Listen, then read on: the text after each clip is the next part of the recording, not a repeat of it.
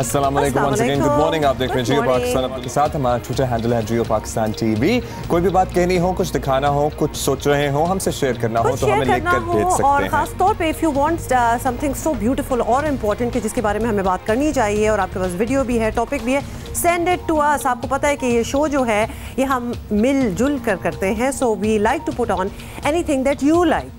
Alright, कुछ serious बातों पे आते हैं और ये वो बात है जिसको हम पिछले कुछ अरसे से दोहरा रहे हैं। काश ऐसी बातें करना ही ना पड़ती और ऐसा कुछ हो ही नहीं रहा होता, लेकिन we will give you the detail. आपको जल्दी से बता दें कि कसूर में सिर्फ बच्चों से ज़्यादती के वाक़यात ही नहीं हुए, और यहाँ फिल्मों और मंशियात का बड़ा कारोबार भी मुंसलिक है और सब हो रहा है बाअसर अफराद की सरपरस्ती में। सबसे खौफनाक बात तो यही है। आपको बताएं कि वफाकी मुहतसिब की रिपोर्ट में हैरान कुन बातें सामने आई। कसूर में बच्चों के साथ ज़्यादती के 272 वाक़यात रिपोर्ट हुए, लेकिन सज़ा सिर्फ 5 मुजरिमों को सुनाई गई। वफाकी मुहतसिब के मुताबिक मकामी सियासतदान और जागीरदार असर रसूख इस्तेमाल करके ज़्यादती के मुलजिमों को छुड़वाते रहे और उन्होंने मुजरिमों की मुकम्मल पुष्टपनाही भी की। पुलिस भी अपना फ़र्ज अदा करने में नाकाम रही और रिश्वत लेकर तफ्तीश को दबाती रही। अदालत तक पहुंचने वाले मुकदमात में वकला का किरदार भी खासा मनफी रहा है। सुनिए ओम्बुड्समैन क्या कहते हैं। ज़्यादातर विक्टिम्स हैं डाउन ट्रॉडन, लो पेड लोग, गुरबा, अनपढ़, और ज़्यादातर ऑफेंडर हैं पॉलिटिकली वेल कनेक्टेड, पढ़े लिखे और काबिल लोग। तो ये जो सोसाइटी में हमारी एक डिवाइड है ना, कमज़ोरों और ताकतवरों की, उसका भी बहुत रोल इसमें है। वफाकी मुहतसिब की बात आपने सुनी। रिपोर्ट में मज़ीद इंकशाफ किया गया है कि ज़्यादती का शिकार होने वाले बच्चों के रिश्तेदार कम तालीम याफ्ता या अनपढ़ थे। सियासतदान और जागीरदार इन्हें डरा धमका कर उन पर मुकदमात वापस लेने के लिए दबाव डालते रहे। गवाहों को तहफ़्फ़ुज़ भी फराहम न किया जा सका और इस तरह मुकदमात कमज़ोर हुए और इंसाफ तक पहुँचना मुश्किल हो गया। रिपोर्ट में एक और खौफनाक इंकशाफ बच्चों के साथ ज़्यादती के वाक़यात में इजाफे की सूरत में सामने आया है, जिसके मुताबिक गुज़श्ता साल मासूमों के साथ ऐसे संगीन जराइम की शरह 16.2% तक बढ़ गई है। हम इस पे मेहमानों से तो बात करेंगे, लेकिन जब ज़ैनब का वाक़या हुआ और उसके बाद इबरतनाक सज़ा भी मिली मुजरिम को, तो जहन में ऑटोमेटिकली ये ख्याल आया कि इबरत हासिल की होगी उन लोगों ने जो इस किस्म के घिनौने काम में मुलव्विस हैं और इन वाक़यात में कमी आई होगी, लेकिन ऑन द कॉन्ट्ररी इन वाक़यात में इजाफा हुआ, क्योंकि जो लोग कर रहे होते हैं उनकी वो सेंस नहीं होती जो आपकी और हमारी है या जो हम सारों की है। वो एक और तर्ज की सोच है, जिसको ठीक करना, ये इबरत हासिल करना, ये तो बड़ी छोटी चीज़ है। Something else, something bigger has to be done. लेकिन इस पर हम ज़रा मज़ीद बात करेंगे और देखेंगे कि बाकी लोगों की क्या एडवाइस है, क्या सोच रहे हैं। सबसे पहले तो कसूर से इब्तदाई तौर पर ये रिपोर्ट सामने लाने वाले सहाफ़ी अशरफ जावेद हमारे साथ हैं। उन्हीं से पहले तो बात कर लेते हैं और सबसे पहले तो ये बात करते हैं। अशरफ, बहुत बहुत शुक्रिया बाय द वे आपका ज्वाइन करने का। कसूर में बच्चों से ज़्यादती की खबरें जब सामने आना शुरू हुई तो आप उस इलाके में बड़ा काम कर रहे थे ऑलरेडी। क्या आप भी वफाकी मुहतसिब से मुत्तफिक हैं? वाकई बाअसर अफराद की सरपरस्ती में सब कुछ हो रहा है? बाकायदा किसी ऑर्गेनाइज्ड गैंग को हो सकता है वो प्रोटेक्ट ना कर रहे हों, लेकिन जो इंडिविजुअल्स करैक्टर्स हैं, जो क्रिमिनल्स हैं, उनके जो कह लें उनके जो अजीज़ हैं या जो जिन इन्फ्लुएंशियल फैमिली से उनका तल्लक है, वो इनको थानों में इनको परसू करते हैं। इनको थानों से केसेस से निकालने के लिए इनकी भरपूर जो मकामी लोग हैं वो इनकी सपोर्ट करते हैं।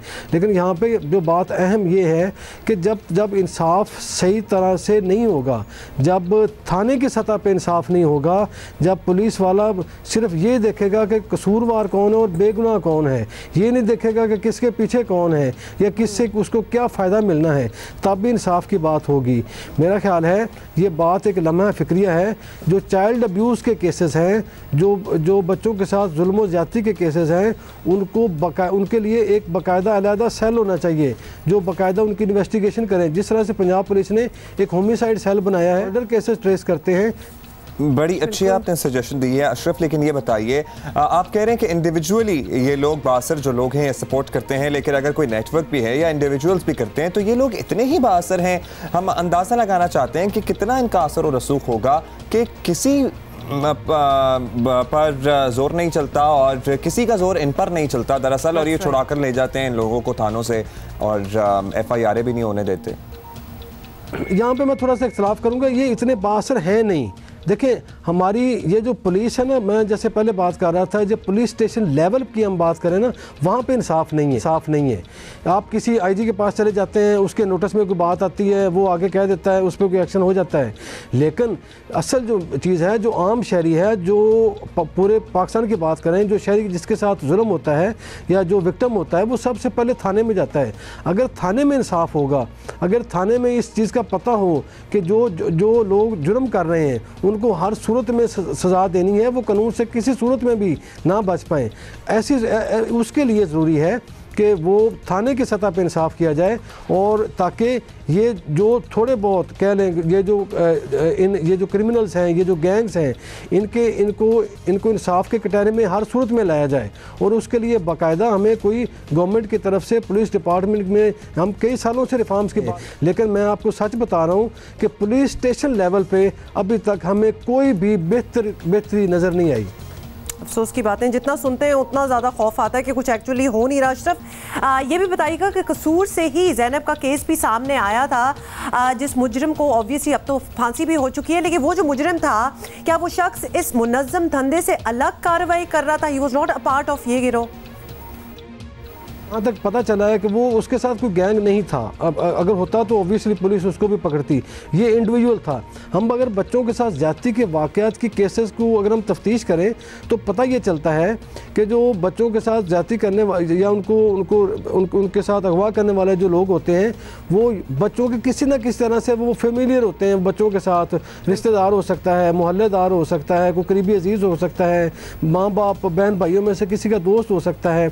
तो ऐसे लोग जो है ना, इसमें सबसे पहले पेरेंट्स की भी रिस्पॉन्सिबिलिटी है कि वो भी चेक करें वो क्योंकि हम जिस माशरे में रह रहे हैं, जो ये माशरा, इसमें इंसाफ नाम की कोई चीज़ नहीं है। इसलिए हमें सबसे पहले ख़ुद एहतियात करनी चाहिए ताकि ऐसे बच्चों को प्रोटेक्ट किया जाए, उनको हमेशा अपने सुपरविजन में रखा जाए ताकि कोई ऐसा क्या होने ही ना पाए। अच्छा ये बताइएगा, अशरफ लांसली के गुज़श्ता 10 साल तो मुस्लिम लीग नून की ज़ाहिर हुकूमत थी, उनसे बहुत से सवालात भी किए गए इस सिलसिले में, लेकिन अब पाकिस्तान तहरीक इंसाफ की हुकूमत है, पुलिस अफसरान भी ऊपर से नीचे तक तब्दील हुए होंगे, तो अब हालात में कोई बेहतरी नज़र आ रही है आपको?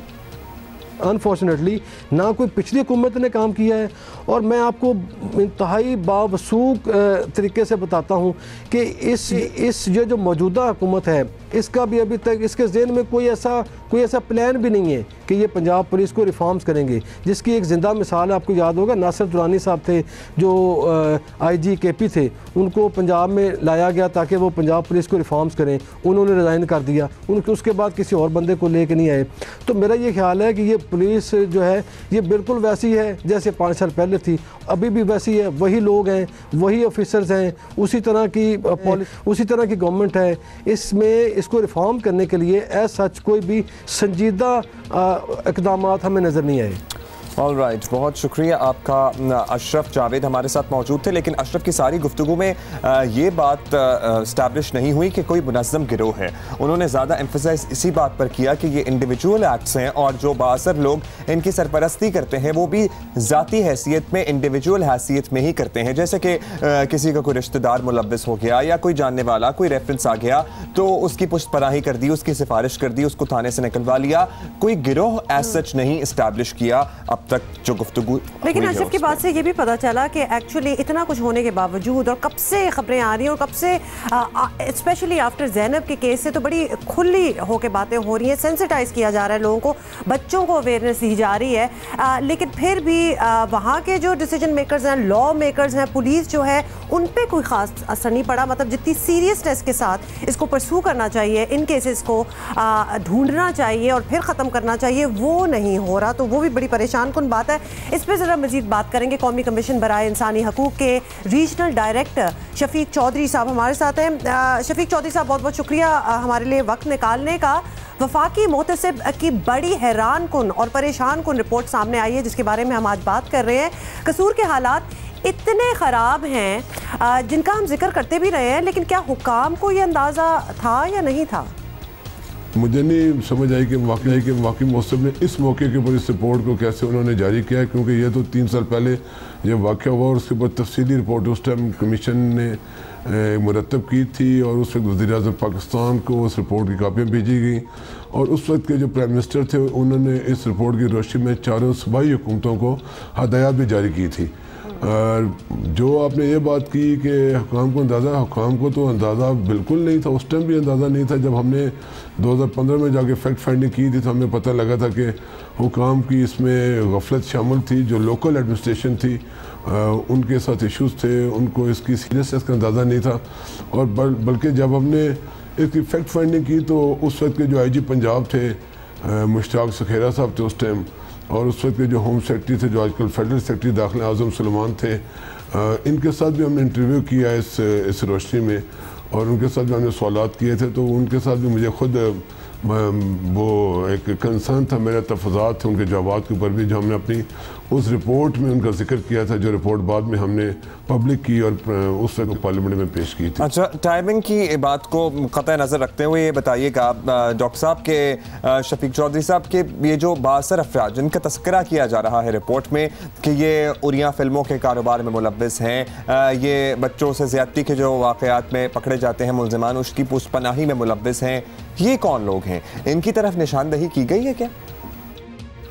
देखिए, जो हमने उस वक्त तहकीक की उसके बाद कोई केस हुआ जिसके में वो इमरान नामी मुजरम भी सामने आया और उसके जो 6-7 बच्चियों के मुसलसल वाक़यात होते रहे। और हम ये भी मैं अर्ज़ कर दूँ कि कौमी कमीशन पर इंसानी हकूक़ की तरफ से हमने 3 दफ़ा कसूर का विज़िट किया। पहली दफ़ा उससे किया था, उसके बाद हम 2016 में गए, फिर 2018 के शुरू में भी हम वहाँ पे गए जब ये ज़ैनब का केस सामने आया था। तो उसमें जो वाक़यात सामने आए उसमें ज़रूर वहाँ पर कोई गिरोह था, लेकिन उस गिरोह का किसी बैनुल-अक़वामी लिंक हमें नहीं मिला था जो हमने अपनी फैक्ट फाइंडिंग की। एक दूसरी बात यह है कि उसमें जो मकामी इंतज़ामिया की थी उनकी नाअहली और गफलत सामने आई कि पे दर पे जब वाक़यात हुए पुलिस की तरफ से, ज़िला इंतज़ामिया की तरफ से मौसर सा दबाव का और उसके प्रिवेंट करने का कोई मैकेनिज़्म वो इन प्लेस नहीं कर सके थे। ये हमारी सपोर्ट की वजह से।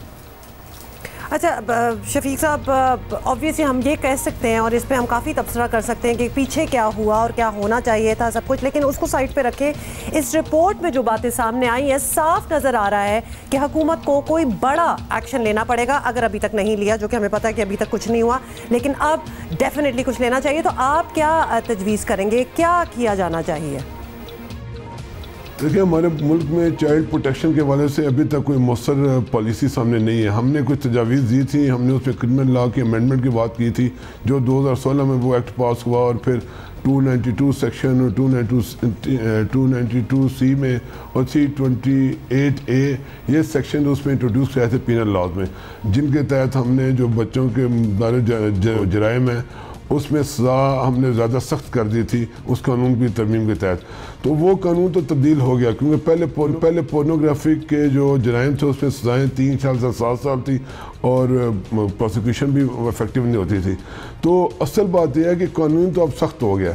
बात जो गैप है प्रोसिक्यूशन और तफ्तीश में आपस में इनका रब्त नहीं है। इन केसेस में जो हमने चाइल्ड के पोर्नोग्राफी के जो केसेस देखे हैं चाइल्ड अब्यूज़ के, इनकी कन्विक्शन 3% तक है टोटल। ये वो अदाद-ओ-शुमार हैं जो गवर्नमेंट ने हमारे साथ शेयर किए हैं। अब 100 में से अगर 3% केसेस में कन्विक्शन होगी तो क्या इसका असर दबाव हो सकता है? तो मैं समझता हूँ जो गवर्नमेंट की तरफ से जो पॉलिसी आनी चाहिए कि जो प्रोसिक्यूशन और इन्वेस्टिगेशन इन बड़ी मौसर होनी चाहिए, इसमें प्रोसिक्यूशन मौसर होनी चाहिए। शफीक साहब, ये हम बात अक्सर करते रहते हैं कि हम कसूर की बात तो कर रहे हैं, पंजाब की बात तो करते हैं, लेकिन इसलिए ज़्यादा करते हैं क्योंकि यहाँ पर वाक़यात ज़्यादा रिपोर्ट होते हैं। बाकी मुल्क में भी ये वाक़यात होते हैं लेकिन रिपोर्ट शायद कम होते हैं। हम आपसे ये जानना चाहते हैं, आपकी राय क्या है, आपकी क्या इन्फॉर्मेशन है कि ये मुल्क के दीगर हिस्सों में भी इसी तरह से सिलसिला चल रहा है या फिर वाकई कसूर ज़्यादा अफेक्टेड है? देखिए, कसूर का तो वाक़या सामने आ गया, रिपोर्ट हो गया। मुल्क के दीगर इलाकों में जहाँ से अनरिपोर्टेड केसेस हैं वहाँ पे मैं समझता हूँ हर जगह चाइल्ड अब्यूज़ के केसेस सामने आ रहे हैं। उसके कुछ अर्से बाद कोठा का केस आया, अभी कुछ अर्से में मर्दान का केस आपके सामने आ गया, कुछ एक बच्ची का केस आ गया था, 3 साल की बच्ची थी, उसका भी सिमिलर स्टोरी हुई। तो मैं समझता हूँ कि चाइल्ड अब्यूज़ के केसेस पूरे मुल्क में हैं, पूरे मुल्क में नेशनल सतह पर हमें काम करने की ज़रूरत है। और उसमें पहले जैसे मैंने पुलिस तफ्तीश की बात की है और मैंने प्रोसिक्यूशन की बात की है, जो फ्रांसिक एविडेंस कलेक्शन का सिस्टम है वो भी हमारे मुल्क में बहुत कमज़ोर है। पूरे लाहौर में एक लेबॉर्ट्री है पूरे पंजाब में जो डील करती है। अब वो जब DNA मैचिंग, इवन कसूर केस में भी हमने उनको जब देखा था तो उनको 2 महीने इसलिए लगे थे कि वो उनके पास कैपेसिटी नहीं थी उस लैब की। तो जब पूरे मुल्क की सतह पर रिस्पॉन्स को आपने बेहतर करना तो पूरे मुल्क की सतह पर हर जगह फ्रांसिक सिस्टम को आपको अपग्रेड करना पड़ेगा और उसको वहाँ पर फैलाना पड़ेगा। तो इकदाम अगर आप समझें कि पूरे मुल्क में, तो मैं नहीं समझता कि बच्चों के हवाले से पूरे मुल्क में कोई अच्छी सूरत हाल है। परेशान कुन सूरत हाल है, एमरजेंसी की सूरत हाल नफज करनी चाहिए तहफ़्फ़ुज़ के हवाले से, और इसमें ज़ीरो टॉलरेंस होनी चाहिए गवर्नमेंट की तरफ कानून नाफज करने वाले इदारों की तरफ से। बहुत शुक्रिया शफीक चौधरी साहब, आपने वक्त दिया। लेजिस्लेशन की बात की है, लैब्स का भी जो जिक्र किया है, हम ये कितनी बार बात कर चुके हैं कि एक फोरेंसिक लैब है जो कि एक्चुअली काम करती है, मतलब अगर, और वो पंजाब में है, कराची में भी जब कुछ ऐसे केसेस होते हैं तो वो उसी लैब में चीज़ें जाती हैं। जब आपको पता है कि मसला इतना बढ़ चुका है तो फिर आप ज़रा चीज़ें दुरुस्त करें, आप बेहतर करें, ज़्यादा इस किस्म की फैसिलिटीज़ फ्राहम करें ताकि फोरेंसिक्स जो है ये जाहिर है सिर्फ इन वाक़यात में तो काम नहीं आती है, और भी चीज़ों में काम आती है। खैबर पख्तूनख्वा में भी कुछ हो रहा होता है तो सैंपल्स जो हैं वो पंजाब आ रहे होते हैं। अभी हम आगे बढ़ेंगे और इसी मामले पर मजीद बात करेंगे। कसूर से रुकने पंजाब असम्बली मलिक अहमद खान साहब, काफ़ी मरतबा इनसे इस मौजू पर हम डिस्कशन कर चुके हैं, लेकिन अब ये रिपोर्ट जो आई है इसमें कुछ चौंका देने वाले इंकशाफात हैं। मलिक साहब बहुत बहुत शुक्रिया हमें आपको ज्वाइन करने का। अफसोस की बात ऑब्वियसली यही है, जिस अब्दुल्ला भी अभी कह रहे थे, कि एक मरतबा फिर इसी संगीन मामले के लिए बात करना पड़ रही है जो गुज़िश्ता कई सालों से सामने आ रहा है। वफाकी मुहतसिब की रिपोर्ट में जो कुछ बताया गया, मलिक साहब, आपके लिए ये इंकशाफ है या पहले से ही पता था कि हालात इतने ख़राब हैं? ये दुरुस्त है, वफाकी मुहतसिब की ऑब्जर्वेशन, सोशली इसके इशूज़ हैं और इसको टैकल किया जाना भी चाहिए। इसके ऊपर काफ़ी काम भी किया गया पिछली गवर्नमेंट में जब हम इसको देख रहे थे, और इसमें काफ़ी इफ़ेक्टिव काम भी किया गया। एंड स्पेशली जब ये मामला इस मैग्नीट्यूड के साथ रिपोर्ट हुआ, और पहले तो बड़े टैबूज़ थे, लोग इसको कुछ शेम फैक्टर के तहत रिपोर्ट भी नहीं करते थे। फिर लोगों को इस चीज़ की इंकरेजमेंट दी गई कि अगर कहीं पे ये सोशल लीवल है तो इसको रिपोर्ट करना बड़ा ज़रूरी है, तो फिर उसके मुताबिक कार्रवाई भी होती रही। अच्छा मलिक साहब, रिपोर्ट में ये कहा गया है कि जो कुछ हो रहा है इसके पीछे बाअसर अफराद हैं। यहाँ एक अरसे से आपको पता है मुस्लिम लीग नून की हुकूमत रही है, तो ज़ाहिर है इशारा आप ही लोगों की जानिब होगा। आप जानते हैं किसकी बात हो रही है? बाअसर अफराद उन्होंने उनको कंस्ट्रो किया है जो लोकली कुछ ज़्यादा हैसियत के मालिक थे, और जिन विक्टिम्स के साथ ज़्यादती हुई उनकी सोशल पोजीशन, इकनॉमिक पोजीशन ज़रा कॉम्प्रोमाइज़ थी। और इसके अंदर कुछ और अल्टीरियर मोटिव्स भी थे जिसमें वफाकी मुहतसिब ने उस पहलू पे रिपोर्ट में कुछ इसका जिक्र नहीं किया। वो अल्टीरियर मोटिव्स ये थे कि इसके मैग्नीट्यूड को बढ़ाकर पेश किया गया, और कुछ इसमें ऐसे टैक्टिक्स इस्तेमाल किए गए कि जिनके साथ कुछ एक और साइड लाइन इशूज़ थे, जिनकी को और पॉलिटिकली मोटिवेटेड रीजंस थी। और फिर आपने देखा कि जब ये मामला इस मैग्नीट्यूड के साथ रिपोर्ट हुआ और उसमें ये भी कलर पेंट किया गया कि यहाँ पे कोई बड़ा नेट है जो काम कर रहा है, और कोई पोर्नोग्राफी से रिलेटेड, कोई चाइल्ड पोर्नोग्राफी से रिलेटेड कोई एक बड़ी इंटरनेशनल मार्केट के अंदर ये वीडियो सेल की जाती हैं, तो फिर उसके बाद एक ह्यू एंड क्राई हुआ। सारी मेन स्ट्रीम लीडरशिप वहाँ पर पहुँचे। वहाँ पे उस वक्त रिहाम खान साहिबा, इमरान खान साहब की वाइफ पहुँची, चौधरी परवेज़ इलाही साहब पहुँचे, मौलाना सराजुल हक साहब पहुँचे, who is who was there, जितने भी पॉलिटिशियंस हैं। लेकिन उसने किया क्या कि उसने बहुत बड़ा एक उसके मैग्नीट्यूड को क्रिएट कर दिया, और बाद अज़ां फिर जब उसकी पूरी कली खुली कि असल वाक़या क्या था, तो पता चला कि कुछ 7 से 8 के करीब लोग थे जो पिछले कई सालों से इस एक काम में एक दूसरे के साथ ही उनका वो मामला था जिसमें करते रहे। ठीक है, बहुत शुक्रिया आपका मलिक अहमद खान साहब। लेट्स होप अनफे कि अब जो मौजूदा हुकूमत है पंजाब की ये तब्दीली का नारा लेकर मैदान में आए हैं। ज़ाहिर है पंजाब पुलिस की रिफॉर्म्स जो शुरू होना थी वो तो ना हो सकी, लेकिन पुलिस अगर ठीक हो जाए ना तो बहुत से जराइम पर काबू पाया जा सकता है। पुलिस सिफारिशात कबूल ही ना करे, पुलिस रेफरेंसेस ले ही ना। एजेंसीज को भी अपना एक काम करना चाहिए। और अभी हमने इतने लोगों से बात की, रिगार्डलेस ऑफ कि क्या करना चाहिए था इन द पास्ट, कौन इन्वॉल्व है, वेदर कौन से MNAs, MPAs, रूलिंग एलीट, जिनका भी जिक्र हो या ना जिक्र हो, that is besides the point. The point of the matter is कि ये हो रहा है। अब रिपोर्ट आ गई इसके बारे में और एक बहुत बड़ी एक्सटेंट पे ये हो रहा है। That needs to be stopped. अब हमें पता है, अब हम बिल्कुल वो आंखें बंद करके नहीं बैठ सकते कि वो वी डिडंट नो या कोई बात नहीं करता था और ऑब्वियसली शर्म इन्वॉल्व थी, साथ सब कुछ। अब सब कुछ सामने आ रहा है। अब तो लगता है कि बच्चे खुद चीख के कह रहे हैं कि हमारी मदद करो और हमें तहफ़्फ़ुज़ दो। So things need to definitely improve. अभी हम आगे बढ़ जाते हैं और जरा पंजाब के मामलात का तस्करा करते हैं। वहाँ पब्लिक अकाउंट्स कमेटी की चेयरमैनशिप का क्या होगा? पंजाब में पब्लिक अकाउंट्स कमेटी की चेयरमैनशिप हमजा शहबाज को मिल सकती है, जिनके खिलाफ नाप की इंक्वायरी भी चल रही है और उनका नाम भी ECL पर है। तहरीक इंसाफ हुकूमत का एक और बड़ा यू टर्न हो सकता है। नैब ने गैर कानूनी असासों और रमजान शुगर मिल्स केस में हमजा शहबाज को नामजद करने का फैसला किया है। जराए के मुताबिक हमजा शहबाज के खिलाफ रेफरेंस रवा माह दायर कर दिया जाएगा और नैब ने शहबाज शरीफ और हमजा शहबाज के असासों की तफसील और बैंक रिकॉर्ड हासिल कर रखा है। हमजा शहबाज आमदन से ज़ायद असासों और रमजान शुगर मिल केस में 2 बार नैब में पेश हो चुके हैं। गुज़श्ता साल 17 नवंबर को नैब ने हमजा शहबाज का नाम एग्जिट कंट्रोल लिस्ट में दर्ज करने के लिए वजारत दाखिला को दरख्वास्त अरसाल की थी। इन्हें लाहौर से बैरून मुल्क जाने से भी रोक दिया गया था। हुकूमत और इत्तेहादियों का सख्त मौक़िफ़ है कि किसी मुल्ज़िम को PSC का चेयरमैन ना बनाया जाए। शहबाज शरीफ के मामले में इसका इजहार भी होता रहा है। दूध की रखवाली पर बिल्ला बैठाने से कोई हमें पजीराई नहीं मिली और अगर शहबाज शरीफ दयानतदार है तो फिर PMLN में कोई बददयानत नहीं है। मुझे हुकूमत का ये फैसला कबूल नहीं है कि चोर जो है वो वज़ीरों को और फेडरल सेक्रेटरियों को बुलाए। मैं इंशाअल्लाह ताला सुप्रीम कोर्ट में जा रहा हूँ। दुनिया सियासत का सबसे बड़ा डाकू जो है उसको पब्लिक अकाउंट कमेटी का अगर चेयरमैन बनाए तो ये PTI का मसला है। मैं अवामी मुस्लिम लीग में हूँ। यहाँ पे तो तमाशा बना हुआ है, कंप्रोमाइज कर लें जी, हर बात पे कंप्रोमाइज कर लें। स्पीकर साहब को हिम्मत करनी चाहिए और बगैर अपोजिशन के कमेटीज आप बनाएं। हाउस तो चलना है, इन्होंने चलने नहीं देना। शहबाज शरीफ साहब और उनकी पार्टी ब्लैकमेलर्स हैं, उन्होंने ब्लैकमेल किया है।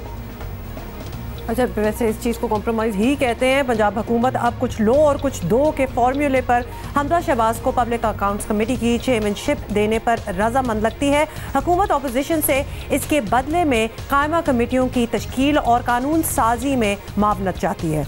इसी पर बात करते हैं। पंजाब के वज़ीर इत्तलात फयाजुल हसन चौहान साहब साथ मौजूद हैं। बहुत शुक्रिया चौहान साहब, आपकी पार्टी को शहबाज शरीफ के चेयरमैन पब्लिक अकाउंट्स कमेटी बनने पर इसलिए तहफ़्फ़ुज़ात थे कि वो नैब के शिकंजे में हैं।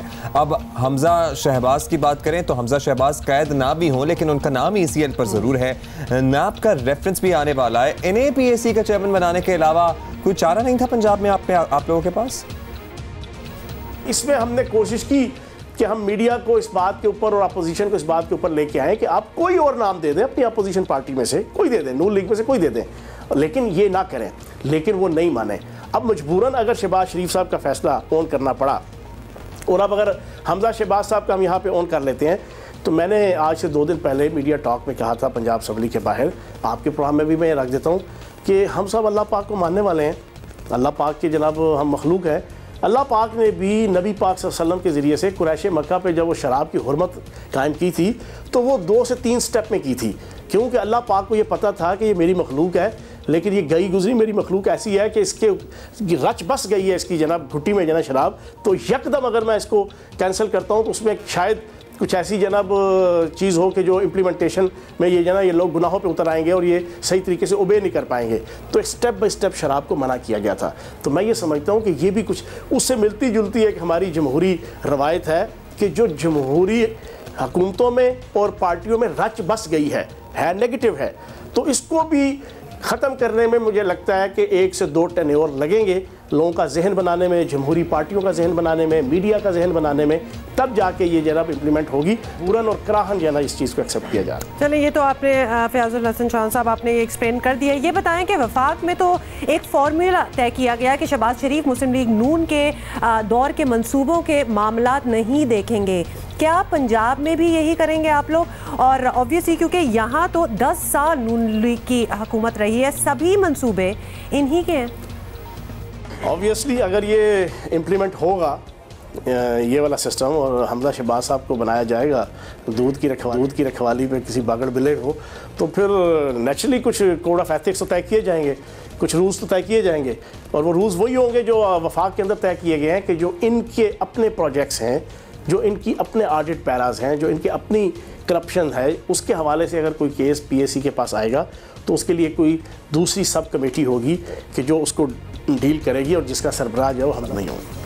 अच्छा फयाज साहब, इस वक्त अगर बात करें तो मुस्लिम लीग और तहरीक इंसाफ पे लफ्जी जंग उरूज पर है। ऐसे में पब्लिक अकाउंट्स कमेटी या फिर कोई भी और कमेटी काम कैसे करेगी, ये हमारे जहन में ज़रूर सवाल आता है। वज़ीर आला बुज़दार के लिए मुश्किल नहीं हो जाएगी? 4.5 महीने के मेरी मीडिया ब्रीफिंग जो है ना, वो तमाम मीडिया चैनल के पास लाइब्रेरी की सूरत में जो है मौजूद है। कोई बताए मैंने किसी की माँ बहन बेटी या उसकी घरेलू ज़िंदगी या उसकी ज़ाती ज़िंदगी के हवाले से एक लफ्ज़ किया हो, हमने ये नहीं किया। हाँ, अब हम उनकी करप्शन, उनकी बदयान की टकेमारी, उनकी पैदागिरी, उनकी नौसरबाजी, उनकी जना किकबैक, उनकी मनी लॉन्ड्रिंग, उनकी कत्तो गारतगरी, उसका क्यों ना बताएं। अगर जब बताएंगे तो फिर आप अगर कहते हैं कि जनाब ये जना गलत अल्फाज है, तो मैं ये समझता हूँ ये गलत अल्फाज नहीं है। जो कातिल है, 14 अफराद का अगर कोई कातिल है, सारी दुनिया को पता है सारे मॉडल टाउन किसकी ज़ेर सरपरस्ती हुआ। अगर हम ये कहेंगे कि ये कातिल है तो इसमें बताएं हमने कौन सा गलत कह दिया। अब इनके ऊपर नैब के केसेस चल रहे हैं। सुप्रीम कोर्ट ने वर्डिक्ट के अंदर नवाज शरीफ साहब को Sicilian mafia, godfather mafia, L Capone mafia और उनको करप्ट, चोर, झूठा करार दिया है। सुप्रीम कोर्ट से बड़ा अदारा किसी मुल्क में कोई नहीं होता किसी चीज़ की ऑथेंटिसिटी कायम करने के लिए, पॉजिटिव या नेगेटिव। जब उन्होंने कह दिया चोर है तो फयाजुल हसन चौहान या फवाद चौधरी अगर कहेगा वो चोर है तो ये गाली नहीं है, उनके लिए गाली नहीं है। जी चौहान साहब, आगे ये भी बताइएगा कि आम तौर पर तहरीक इंसाफ के रहनुमाओं के अंदाजे बड़े ठीक साबित होते हैं, हमने भी have seen this in the past. तो इसलिए आपसे हम ये पूछना चाहते हैं कि क्या रमज़ान शुगर मिल्स केस में नैब हमजा शहबाज को गिरफ्तार करने वाली है? क्या मैं फिर कुछ कहूँगा तो फिर मीडिया के अंदर ही शोर मचता है कि फवाद चौधरी ने ये कहा तो ये हो गया, फयाजुल हसन चौहान ने ये पहले कह दिया तो ये हो गया। फिर उसके बाद सारे चढ़ाई करते हैं ना कि ये नैब के तर्जुमान क्यों है, इनको किधर से पता चल जाता है। सर जी, मैं तो अक्सर एक फ़िक्रा कहता हूँ, लोग कहते हैं यार इतनी देसी ज़ुबान ना बोला कर, लेकिन मैं ज़रा देसी ज़ुबान में बता देता हूँ। आप लाहौर के छीमे नाई के पास चले जाएँ, कराची के मूदे हलवाई के पास चले जाएँ, आप पेशावर के जाना पप्पू नान भाई के पास चले जाएँ, आप किसी कोने खुदरे में देहात के अंदर किसी बेचारे हारी और मजदूर के पास चले जाएँ, उससे पूछें यार ये जो केसेस चल रहे हैं इसका अंजाम क्या होना है। सारे कहेंगे ना जेल जाना है, ये लटकणगे, इनको बचाने वाला कोई नहीं है, कहेंगे नज़र आ रहा है हर चीज़ के लिए। बहुत शुक्रिया आपका Fayazul Hasan Chauhan sahab, as usual on fire and on spot as well. Abdullah को मतलब तीसरा साल है हमारा जियो पाकिस्तान का, आज इनको याद आ गया कि चलते फिरते रहना चाहिए। हाँ, बैठे रहने से आपका पेट निकलता है। ऑल्दो हम फिटनेस सेगमेंट नहीं करने वाले इस घंटे में, बहुत सी और बातें हैं जो हम करेंगे। और एक बड़ी इंटरेस्टिंग रिसर्च आपको बताएंगे। जो लोग ट्रैवल करते हैं, चाहे डोमेस्टिक ट्रैवलिंग हो या इंटरनेशनल ट्रैवलिंग हो, जहाज में आप जाते हैं, बड़े शौक से जाते हैं, खाना पीना भी खाते हैं, हिफाजती इक़दामात भी फॉलो करते हैं, लेकिन वहाँ पर आपके बीमार होने का खदशा कितना होता है? आपकी सोच से भी ज्यादा। क्यों इतनी आप डिप्रेसिंग बातों से, डिप्रेसिंग बात नहीं है, घंटे का आगाज कर रहे हैं। एक सैनिटाइजर से हिफाजत हो सकती है। अच्छा चलें, okay fine, we'll talk about that later. इससे पहले हम कई मर्तबा तस्करा कर चुके हैं कि हमारा अगर कहीं वाकई जाने का आजकल बहुत दिल चाह रहा है तो वो मुल्क है जापान। हाँ, oh I love Japan, I have never been there.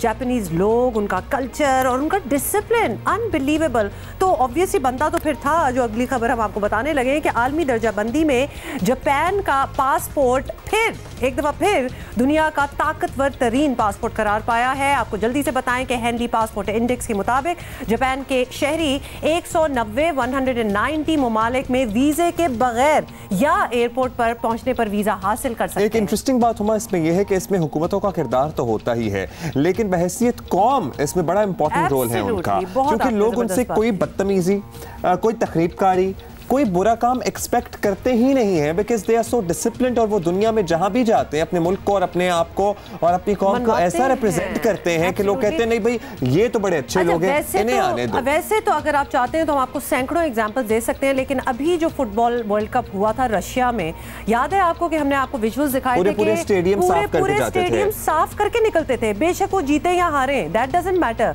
एक उनकी आदत है, एक उन लोगों का कल्चर है, they would do that anywhere in the world. और सिंगापुर सिंगापुर और जनूबी कोरिया के पासपोर्ट्स की बात करें तो इनका दूसरा नंबर रहा है। जर्मनी और फ्रांस मुश्तरका तौर पर तीसरे नंबर पर हैं। डेनमार्क, इटली, फिनलैंड और स्वीडन मुश्तरका तौर पर चौथे नंबर पर रहे हैं। पाकिस्तान का क्या हाल है? पाकिस्तान के पासपोर्ट की पोजीशन में 2 दर्जे बेहतरी आई है और 104 पर थे हम, अब 102 पर आ गए हैं। और बहुत ही 2-4 ममालिक हैं, वो भी जंगज़दा ममालिक हैं जो हमसे पीछे हैं। हम सिर्फ 4 मुल्क से बेहतर है, जिनमें वो तमाम जंगज़दा एक्चुअली ममालिक हैं। 4 मुल्कों से हम बेहतर हैं, 4 मुल्कों से बेहतर, बाकी पूरी दुनिया हमसे आगे। हमें शुक्र करना चाहिए उन मुल्कों का तो जो हमें ऑन स्पॉट वीजा दे रहे हैं। 1-2 ही है वैसे तो। ओह गॉड, वो भी पता नहीं रहेंगे कि नहीं रहेंगे। Anyway, let's move on. इतनी डिप्रेसिंग बातें आपने क्यों स्टार्ट की थी? ये बात कोई पासपोर्ट वाली बात कोई करने वाली थी जिसमें हम 104 पे तो जापान की तारीफें कर रहे हैं? हम शायद कुछ ठीक हो जाए ना, इसीलिए शायद इसलिए करते। अच्छा, लेट्स मूव ऑन। ठीक होने की बातें हो रही हैं तो बहुत कुछ ठीक होना है। जल्दी से आपको बताएं कि बिजली और गैस का बहरान, यस ये टॉपिक है जिसमें हमने बात करनी है।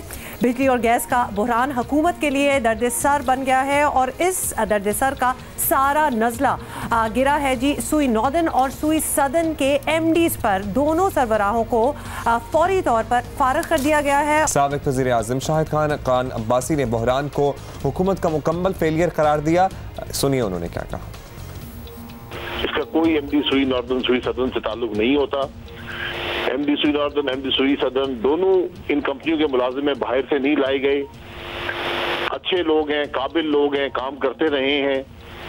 इनका ये इससे कोई ताल्लुक नहीं है कि जो कमी वाकया हुई है गैस की या नहीं, क्योंकि हुकूमत ने प्लानिंग सही नहीं की, गलती की है। और आज 1 अरब रुपया योमिया सिर्फ पावर जनरेशन में पाकिस्तान ज्यादा खर्च कर रहा है। और जो मईशत को नुकसान हुआ, जो अवाम की जिंदगी मुश्किल हुई, उसका कोई तखमीना नहीं है। पावर और पेट्रोलियम डिवीजन में राब्ते का फुकदान होने की वजह से बर वक्त LNG दरामद न हो सकी और इस तरह कौमी खजाने को 12 अरब का नुकसान उठाना पड़ा। ये बोझ सार्फिन से जनवरी के बिलों में वसूल किए जाने की भी तजवीज़ दी गई। अगर ऐसा हुआ तो बिजली और गैस से महरूम सार्फिन के साथ बड़ी ज्यादती होगी। एक तो बिजली और गैस आई नहीं और ऊपर से ये बोझ सार्फिन पर डालने की बातें हो रही हैं। इसी पर बात करेंगे हमारे कॉरेस्पॉन्डेंट सैफुर रहमान मौजूद हैं। शुक्रिया आपका सैफ। बताइएगा, ये सारा मलबा गैस कंपनीज के MDs पर डालकर इन्हें फारिग कर दिया गया, क्या अब बस जिम्मेदारी खत्म हो गई? वजारत पेट्रोलियम किसी को जवाब दे नहीं है, ये हो क्या रहा है दरअसल? देखिए, ये मामला दरअसल शुरू हुआ था जो कराची में, आपको मालूम होगा कि काफ़ी ज़्यादा जो गैस की बुरी सूरत हाल थी। कराची में गैस दस्तयाब नहीं थी और कराची में जो CNG स्टेशन थे वो बंद हो गए थे। तो इस हवाले से 12 दिसंबर को वज़ीर आज़म ने फौरी तौर पर एक्शन लेकर एक कमेटी का हंगामी इजलास तलब किया था, जिसमें वज़ीर आज़म ने ये हदायत की थी। उसमें पावर और पेट्रोलियम डिवीजन के वज़रा भी मौजूद थे और जो मुतलका हुकाम भी मौजूद थे।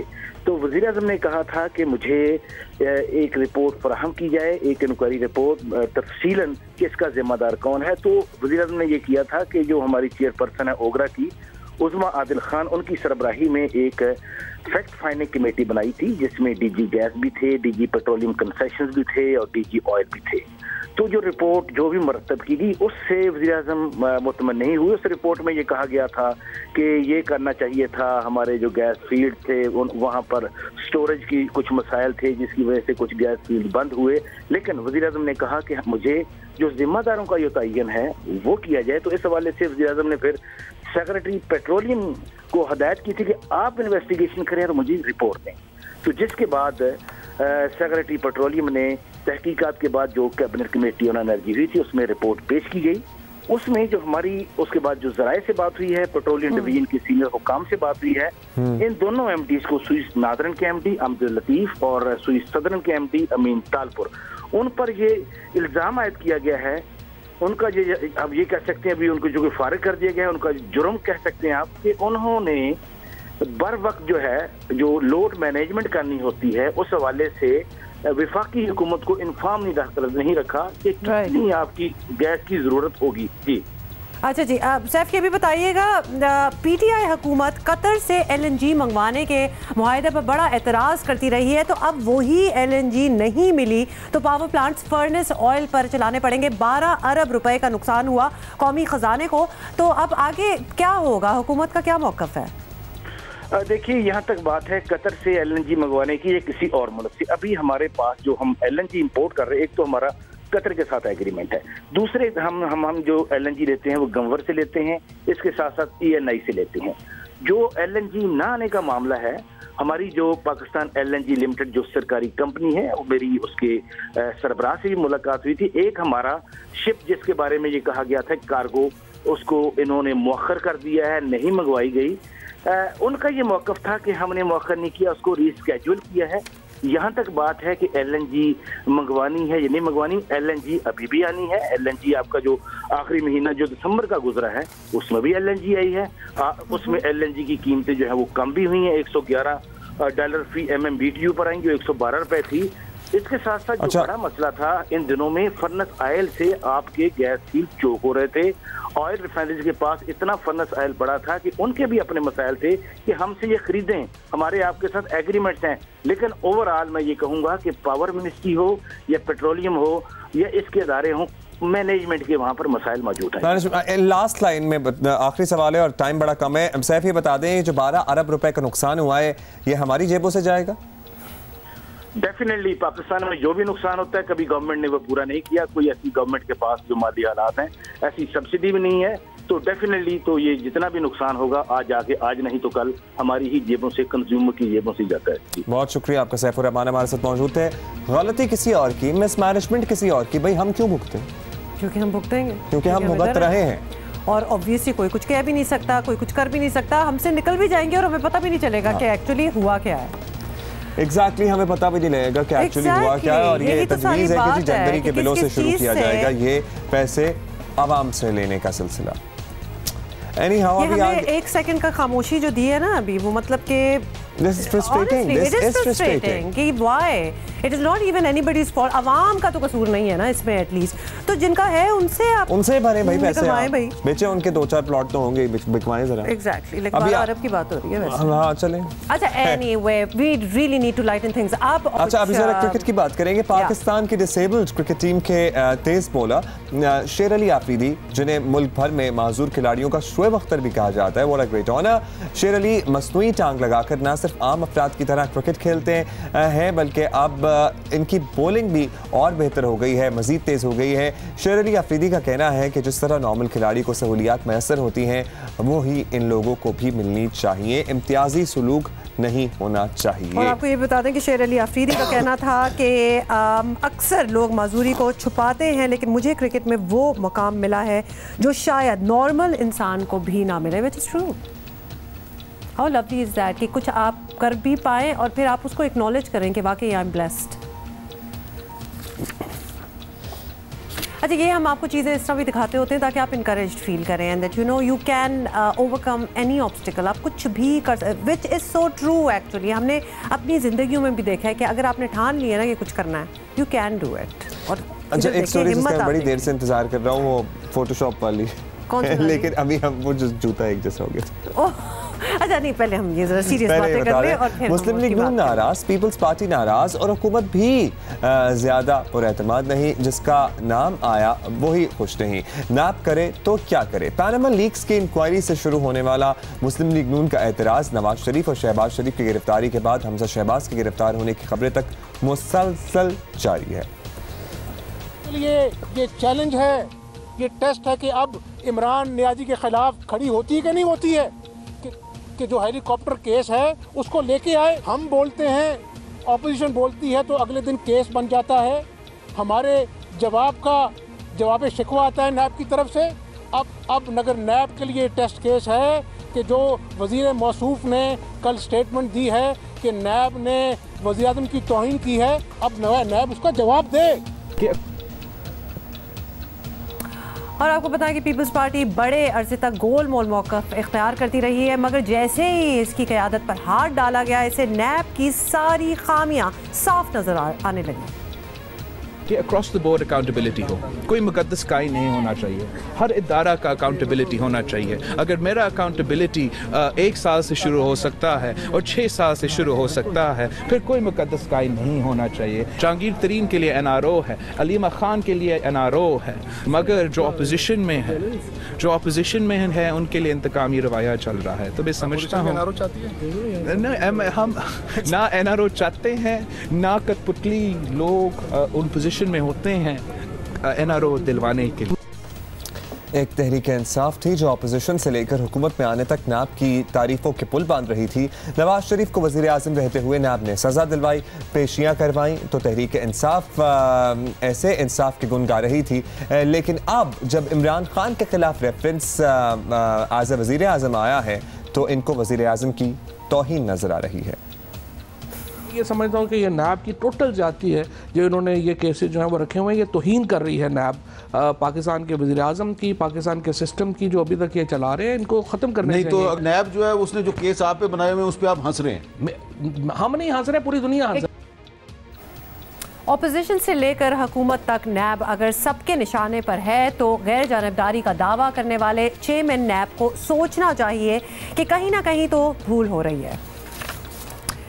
अभी हमें ज्वाइन कर रहे हैं माहिर कानून राजा आमिर अब्बास, उनसे बात कर लेते हैं और समझ लेते हैं कि actually what is going on. Raja Aamir Abbas साहब, हुकूमत चाहती है कि नैब वज़ीर आज़म के खिलाफ हेलीकॉप्टर केस ख़त्म कर दे, और आपको ये मुतालबा जायज़ लगता है?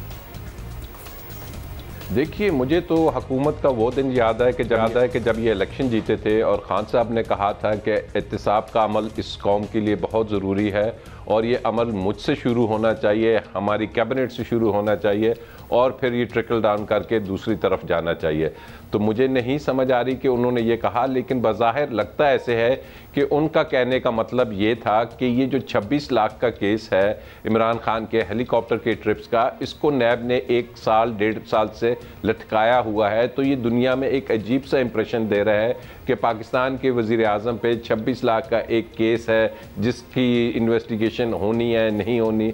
तो वो कहना ये चाह रहे थे कि नैब इसको शायद गालिबन किसी तरफ भी डिसाइड कर दे, एक फैसला कर ले कि आया कोई इसमें क्राइम कमिट हुआ है, कोई ऑफेंस कमिट हुआ है या नहीं, और अगर नहीं हुआ तो इसे ख़त्म कर दिया जाए और अगर हुआ है तो चीज़ सामने आनी चाहिए। अच्छा, ये बताइएगा आमिर साहब कि मुस्लिम लीग नून की नैब से शिकायत ज़ाहिर बढ़ती जा रही हैं और अब इनकी टॉप लीडरशिप है नैब के रेडार पर। नैब इस तासुर को ख़त्म करने के लिए क्या कर सकता है? वैसे मुझे लगता है कि सबकी शिकायत तो ख़त्म नहीं की जा सकती, लेकिन तासुर थोड़ा ज़ाहिर किया जा सकता है आपके ख्याल में? देखिए, ब्यूरो का ये काम नहीं है कि वो किसी भी सियासी जमात के जो कुछ तासुरात हैं या तासुर बनता है उसे ख़त्म करने के लिए बैठा हुआ है। ब्यूरो ने तो ये देखना है कि किस शख्स ने, किस पब्लिक ऑफिस होल्डर ने क्या करप्शन की है, किस करप्शन के केस में वो इन्वॉल्व है, उसे अपने कवानीन के मुताबिक उसे ऑनेस्टी के साथ इन्वेस्टिगेट करें। अगर केस बनता है तो केस बनाएं, नहीं बनता तो उसको ख़त्म किया जाए। ये इतनी लंबी लंबी इंक्वायरीज, ये इन्वेस्टिगेशंस और ख़ाली ये टीवी पे आकर डेली बताना कि जी हमने इतनी इंक्वायरीज खोल दी, तो इसको एक सिस्टमेटिक तरीके से ब्यूरो को चाहिए कि इस तासुर को अगर गलत करना है तो एज़ पर लॉ वो चले और एज़ पर लॉ फिर वो ये ना देखें कि मुस्लिम लीग नून है, PTI है, पीपल्स पार्टी है, जो इस मुल्क की अवाम क्या जिसने पैसा खाया है उसे कानून के मुताबिक इन्वेस्टिगेट करके रेफरेंस। अच्छा, ये सब कुछ आप एक्सप्लेन कर रहे हैं, बड़ी अजीब सी बात है। जब तमाम सियासी जमातों को इतनी शिकायत पैदा होना शुरू हो गई हैं, तो क्या नैब को खुद नहीं सोचना चाहिए कि शायद कुछ गलत हो रहा है? नैब वो इन्वेस्टिगेटिंग अथॉरिटी है कि जिसको कानून के मुताबिक ये एक अदालत में ले जाने का, रेफरेंस बनाने का इख्तियार हासिल है। तो इसमें नैब का अपनी कोई इतनी बड़ी कारकर्दगी नहीं है। ये तो सुप्रीम कोर्ट और JITs और उसके अलावा जो इनके अपने 1-2 ऑफिसर्स इन्वॉल्व हैं उन्होंने ये किया है। तो अब इसमें अगर ये पार्टीज़ कहती हैं कि जी नैब के ऊपर इल्ज़ामात है, नैब के ऊपर इल्ज़ामात हैं, होंगे अगर नैब पे इनको कोई शक है, लेकिन जो इनके अपने ऊपर इल्ज़ामात हैं उनका जवाब पहले भी अदालत पानामा के केस में भी मांगती रही कि आप पे इल्ज़ाम था और आपने जवाब देना था, नहीं दे पाए। इनसे भी जो ये है, ये सियासी तौर पे बेशक ऐसी बातें करे, लेकिन अदालत इनसे जो जवाब मांगेगी वो यही मांगेगी कि बताइए इन एसेट्स की कहाँ से मनी ट्रेल है की रसीदें बताइए। अच्छा आमिर साहब, एक एतराज़ लास्टली आपसे जानना चाहते हैं। ये भी सामने आता है कि नैब के कवानीन हैं बहुत सख्त, इन्हें ज़रूरत से ज़्यादा अख्तियारात भी हासिल हैं, लेकिन मुकदमात चलाने के बावजूद हमने देखा कि किसी एक मुजरिम से एक धेला भी वसूल नहीं किया। तो इस सिलसिले में हुकूमत को नैब की मदद नहीं करनी चाहिए उल्टा? देखिए, इसमें दो बातें आपने की। एक तो बात की कि जी नैब के कवानीन बहुत सख्त है और सियासी जमातें ये कह रही हैं। ये सियासी जमातें पहले 5 साल पाकिस्तान पीपल्स पार्टी थी, फिर 5 साल मुस्लिम लीग नून थी। उस वक़्त इन्हें देखना चाहिए था, क्योंकि इनका अपना इख्तियार है कि इन्होंने पार्लियामेंट में कानून साजी करनी है, और अगर किसी कानून को वो समझते हैं कि वो कोई कानून में कोई खामी है, कोई उसमें ये समझते हैं कि ये कोई ड्रैकोनियन लॉ है, तो they had all the power, वो उसको अमेंड कर सकते थे। लेकिन अब जब वो उनके अपने लीडर्स इसमें इन्वॉल्व हो रहे हैं और वो फिर अब इसको एक अगर पेपर टाइगर बनाना चाहते हैं, तो ये कुछ इस किस्म की बातें होंगी कि ये पर्सन स्पेसिफिक अमेंडमेंट्स हो जाएंगी, स्पेसिफिक इसमें इनकी लेजिस्लेशन हो जाएगी जो बाद में अदालतों में भी जा सकती है। दूसरी बात जो आपने की कि जी एक धेला भी वसूल नहीं किया। अब धेला वसूल करने का तरीक़ेकार ये है कि अदालतें जब फैसला दे देती हैं, अब जैसे एवनफील्ड में उन्होंने कहा कि वो जो अपार्टमेंट्स हैं वो बहक़ सरकार ज़ब्त किए जाते हैं। इसी तरीके से अजीज़िया में भी उन्होंने कहा कि ये जो जद्दा में जो उसकी स्टील मिल है, इसे बहक़ सरकार ज़ब्त किया जाता है। तो उसके बाद ये काम है नैब का और हुकूमत पाकिस्तान का कि वो चूँकि ये बैरून मुल्क हैं तमाम एसेट्स, वहाँ की गवर्नमेंट्स के साथ रुजू करें, वहाँ के कानूनी जो वहाँ का सिस्टम है उसमें अपनी एप्लीकेशन डालें, अपना केस डालें और ये वहाँ से नीलाम कर दान लेके आए। ऑलराइट, बहुत बहुत शुक्रिया। माहिर कानून राजा आमिर अब्बास हमसे बात कर रहे थे। ये नेक्स्ट वाली आपने बात करनी है? आप ही बता दें। अच्छा, मैं बताती हूँ। ये ज़रा ऑब्वियसली मेरा ख्याल है छोटी लड़कियों के लिए भी बड़ी इंटरेस्टिंग ये खबर होगी कि बार्बी डॉल के किरदार को अब तक ऑब्वियसली कई फिल्में बन चुकी हैं इस पे, और अब एक और बन रही है। Yes, you can believe me, पहली मरतबा लाइव एक्शन फिल्म में देखा जाएगा बार्बी डॉल को। और इस फिल्म में ऑस्ट्रेलियन अदाकारा मार्गो रॉबी, जो कि आपको याद ही होगा कि सुसाइड स्क्वाड में भी क्रेजी बनी हुई थी, आई थिंक शील play a good Barbie doll, तो वो इसका रोल निभाएंगी। और बार्बी फैशन डॉल के किरदार को 1959 से अब तक 200 से ज़्यादा मरतबा फिल्मों में शामिल किया गया है। It would not be animated, right? Live action film. Yes. तो उसमें ये है कि एक तो ये बिल्कुल बार्बी लग भी रही हैं, और यंग गर्ल्स के लिए कितनी ज़बरदस्त बात होगी if it is for them. सुबह से अब्दुल्ला लगे हुए हैं मुझे बताने कि आप इतना ट्रैवल करती हैं, आपको पता है कि जहाज़ों में कितने जर्म्स होते हैं, फलाना हो जाता है, धमाका हो जाता है। क्या आप मुझे डरा रहे हैं? भाई मेरे लिए भी सरप्राइज की बात थी, आप बताएं। अच्छा, आप सारों को बताएं। मैं आप शुरू कीजिए, फिर अच्छा चले, मैं आके आपको जल्दी से बता देती हूँ कि जहाज़ पर बाकायदगी से सफ़र जब करते हैं हम सारे, तो वहाँ मैं नहीं बता सकती। आपने सोचा है कि बाजार जो साफ सुथरा नजर आ रहा होता है, चमचम कर रहा होता है, जरासीमों की आमाज गाह है, एक्चुअली रिहाइश गाह है।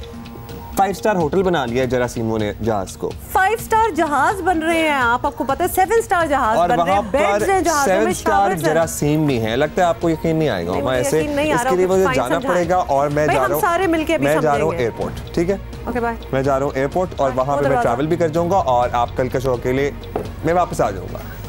ठीक है, आपको यकीन नहीं आ रहा ना, तो रुके मैं आपको समझाता हूँ। ये मामला दरअसल शुरू हुआ हाल ही में बरतानिया की नॉटिंघम यूनिवर्सिटी है और फिनलैंड के नेशनल इंस्टीट्यूट ऑफ हेल्थ की एक तहकीक के बाद ये सारे हक़ाइक़ सामने आए हैं, जिसमें पता ये चला है कि एयरपोर्ट पर सबसे ज्यादा जरासीम वॉक थ्रू गेट्स पर जो ट्रेस रखी जाती है ना, ये जो आपको नजर आ रही है अपने सामने, जी बिल्कुल, बेल्ट भी रखते हैं, जूते भी रखते हैं, लैपटॉप भी रखते हैं। इनके अंदर के हालात जब शुरू किए गए तहकीक, तो वहां पर सामने आए, जिसके बाद जहाजों के अंदर के हालात का पत्ता टकराया तो नहीं है मेरे से। God, that was close. That was close, but मुझे लग रहा है कि थोड़ी सी लग गई है। जहाज लाएं, अब ये सामने आ गया है, जहाज तो आ ही गया है। इसके बाद इसकी एक रेटिंग मीटर्स हमने डिसाइड किया, ATP मीटर्स, ठीक है, जिसमें 100 से ज़्यादा का मतलब है खतरनाक, ये हम आपको बता दें। अब जो रेटिंग्स सामने आई हैं मुख्तलिफ चीज़ों की, वो हम आपको बताते हैं। जहाज की सीट से हम आगाज़ करेंगे, जहां हम सुकून से बैठ जाते हैं, और सीट ये स्पेस वाली हो, इस पर लड़ाइयाँ झगड़े तो आम ही होते हैं, हुमा तो रोज़ ही लड़ती रही हैं, और लेग स्पेस के लिए मैं कहता हूँ आखिरी हद तक ये गई हैं। लेकिन आर्म रेस्ट की अगर बात करें तो आर्म रेस्ट पर ATP की रेटिंग 429 थी, जो हिफाजती मयार से कई गुना ज़्यादा, यानी 100 हमने स्टैंडर्ड सेट किया है सेफ, लेकिन 100 से ज़्यादा 429 यहाँ पर आर्मरेस्ट की रेटिंग आई है। उसके बाद सीट बेल्ट को देख लें, जिसके लिए बड़े प्यार से आके ख़वातीन हमें कहती हैं, एयर होस्टेस और स्टूडेंट्स कहते हैं कि भाई बांध लें, आपकी हिफाजत के लिए बड़ा ज़रूरी है। बच्चों को भी बनवाते हैं बेल्ट के अंदर बेल्ट डाल के। यहाँ से ली जाने वाले टेस्ट में ATP रेटिंग कितनी आई है? 589, which is even worse.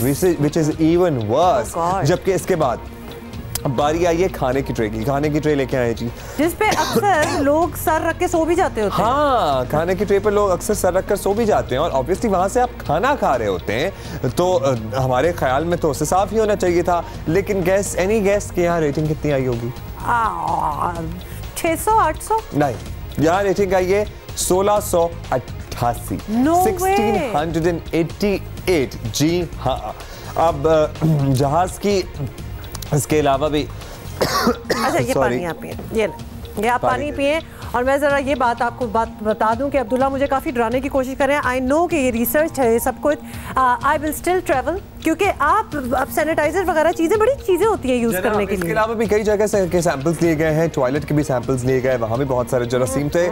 So you can imagine कि वहाँ क्या चल रहा है। What you can do is yes, sanitizer आप ले सकते हैं। मैं जा रहा हूँ यहाँ से, क्योंकि बहुत जरासीम है, वहाँ जाते ही खांसी शुरू हो गई। ऑलराइट, अच्छा जी, ये सारा कुछ आपको बताने का मकसद हमारा ये था कि you have to be careful in the sense कि खासतौर पे अगर छोटे बच्चे आपके साथ ट्रैवल कर रहे हैं ना, तो आप ये करें कि वाइप्स मिलते हैं, बिल्कुल वो आपको 99% जर्म्स जो है वो आपके ख़त्म कर देते हैं, तो वाइप्स करें। ख़ासतौर पे अगर बच्चों को टेबल पे कोई खाने के बिस्किट वगैरह अम्मियाँ रख देती हैं, तो वाइप दैट टेबल, उसको साफ़ कर लिया करें आप, और ख़ुद ही अपनी सफाई करना स्टार्ट कर दें। Do not depend on the airline. जितनी भी अच्छी एयरलाइन है वो बेल्ट्स लगा रहे हैं। Anything if you put your hands in your mouth, या बच्चों को आप हैंडल कर रहे हैं, तो सैनिटाइजर्स और ये सारी चीज़ें यूज़ करें। मैंने सही कहा है ना? जाते ही अपना बक्सा खोल लें, मैं तो कहती हूँ खोल लो। वैसे ही अगर लंबा ट्रैवल हो तो आई बिलीव कि जहाज को घर बना लेना चाहिए, और आप अपनी चीज़ें, मैं तो कपड़े चेंज कर लेती हूँ जहाज में। आपको पता है 13-14 घंटे की फ्लाइट होती है अगर आप अमेरिका जा रहे हो। You want to be comfortable, और खासतौर पे if you are travelling economy like that we do, तो फिर हाँ, लेकिन बैग में इतना सा सैनिटाइजर मैं हमेशा लेके गई हूँ, तो वो थोड़ा सा अलाउड भी होता है। बहुत ज़्यादा लिक्विड्स आपको पता है वरना नहीं जाने देते।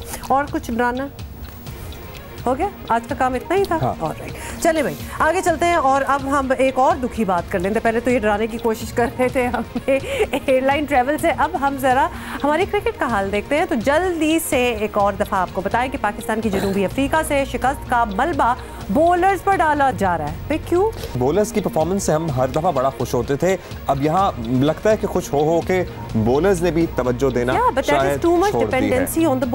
हाँ, स्पोर्ट्स जर्नलिस्ट और प्रोग्राम स्कोर के होस्ट हैं सईद याया हुसैनी हमारे साथ मौजूद हैं, उन्हीं से बात कर लेते हैं। याया, कप्तान सरफराज को भी बॉलर्स में कमजोरी नजर आई है, और वसीम अकरम की भी अभी हमने बात सुनवाई, वो भी यही बात कर रहे हैं कि पेस का फर्क तो था। तो पाकिस्तानी बॉलर्स ने जनूबी अफ्रीका के खिलाफ टेस्ट मैचेस में क्या इतनी ही बुरी परफॉर्मेंस थी जिसका कप्तान साहब तस्करा कर रहे हैं? आपकी ओपिनियन क्या है? अब देखें, जनूबी अफ्रीका के ख़िलाफ़ अगर आपके बॉलर्स की कारकर्दगी पर कप्तान सरफराज अहमद ने अपने लबों को जुम्बिश दी है, फिर वसीम अकरम जिन्होंने टेस्ट क्रिकेट में 414, वनडे क्रिकेट में 502 विकेट हासिल किए हैं, उनका कहना यह है कि ये उस स्टैंडर्ड की पिचेस नहीं है जिस पर टेस्ट मैचेस होने चाहिए। तो मैं थोड़ा सा इससे डिसएग्री करूँगा। उसकी बुनियादी वजह यह है कि वसीम अकरम कराची किंग्स में मिक्की आर्थर के साथ अब काम करते हुए आपको दिखाई देंगे। तो मिक्की आर्थर, थोड़ा सा आपको पीछे लेकर जाना चाहूँगा कि और केप टाउन टेस्ट मैच हारने के बाद उन्होंने तनकीद की थी साउथ अफ्रीका के पिचेस को लेकर, लेकिन ये भी आपको याद रखने वाली बात है कि जिन पिचेस पर जनूबी अफ्रीका के बॉलर डिलीवर कर रहे हैं, जिन पिचेस पर जनूबी अफ्रीका के लिए Varun Philander, Rabada, Dale Steyn और ओलिवर विकेटें ले रहे हैं, उस पिच पर पाकिस्तान के बॉलर जो है वो तो लंबी लंबी खुली मार खा रहे हैं। तो ये वो चीज़ें हैं जो आपको देखनी होंगी। और सरफराज जो बात कर रहे हैं कि जी आपकी बॉलर की स्पीड इतनी नहीं है जिस स्पीड के साथ जनूबी अफ्रीका के बॉलर कर रहे हैं, तो भाई आपको किसने रोका था? आपको किसने हाथ पांव बांध दिए थे कि आप पाकिस्तान में उन बॉलर्स को घर छोड़कर चले जाएं जो कि तेज गेंद कर सकते हैं? वाई आप वहाब रियाज को क्यों नहीं लेकर गए? वाई आप उस्मान शनवारी को क्यों नहीं लेकर गए? घूम फिर कर आप फिर मोहम्मद आमिर की तरफ चले। अच्छा चलें या छोड़ दें, हम ये पोस्टमार्टम करेंगे, लेकिन पहले आप ये बता दें कि ये वर्ल्ड कप का साल है, कप्तान सरफराज के तहफ़्फ़ुज़ात अपनी जगह, लेकिन क्या इंग्लैंड जाकर हमारा बड़ा मसला बॉलिंग होगी या फिर बैटिंग? आप क्या कहते हैं? अब्दुल्ला और हुमा मुझे नहीं पता कि आप कभी इंग्लैंड में क्रिकेट देखने के लिए गए हैं या आपने कभी वहाँ पर कोई मैच देखा है टीवी पर, तो डेफिनेटली आप लोगों ने देखा होगा, लेकिन मुझे तो हालात बड़े बुरे लग रहे हैं। आगे कुआं है और पीछे खाई है, क्योंकि इस टीम को अभी बहुत ज़्यादा चैलेंज से भरपूर क्रिकेट खेलनी है। और जो हरकतें सिलेक्शन कमेटी कर रही है, जिस अंदाज में टीम मैनेजमेंट मामलात को लेकर चल रही है, बहुत ही गंभीर सूरत हाल है। क्योंकि आपको वर्ल्ड कप से पहले ऑस्ट्रेलिया से 5 वनडे मैच खेलने हैं, जनूबी अफ्रीका में भी आपको 5 वनडे इंटरनेशनल मैच खेलने हैं, और वर्ल्ड कप से पहले आपको इंग्लैंड के ठंडे मौसम में 5 वनडे इंटरनेशनल खेलना है, जहाँ पर बहुत सारे लोगों की अहलियत का अंदाज़ा हो जाएगा।